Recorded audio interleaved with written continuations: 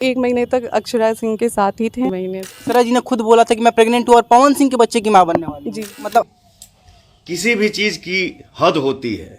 हर समय हर रोज पवन सिंह मुद्दा, हर समय हर घड़ी पवन सिंह मुद्दा। अरे यार मैं भी इंसान हूँ, कितना चुप रहूं। फ्रेंड्स आए बहुत बढ़िया होंगे तो वीडियो देखकर तो आप लोगों को कुछ समझ में आएंगे होगा, क्योंकि ज्योति सिंघानी में पवन भैया को कुछ विवादित में लिए गए थे तो पवन भैया लाइव आकर बोले थे कि कोई भी होता है अक्षरा या ज्योति सिंह हमको विवाद में ले ही लेते हैं और कितने भी कलाकार हों टारगेट पवन सिंह को हमेशा लिए जाते हैं। लेकिन पवन भैया का शूटिंग चल रहा था क्योंकि 5 जनवरी आ रहा है, उनका बर्थडे है तो उनकी उसी का शूटिंग चल रहा था। वहाँ पर किसी रिपोर्टर ने पूछा था कि मुद्दे में क्यों लेते हैं, लेकिन ज़्यादा तो कुछ नहीं बोले। लेकिन खेसारी भैया से यही सवाल पूछा गया था कि पवन भैया को टारगेट क्यों लिया जाता है, तो खेसारी भैया भी ने कुछ ज़्यादा सवाल नहीं किए।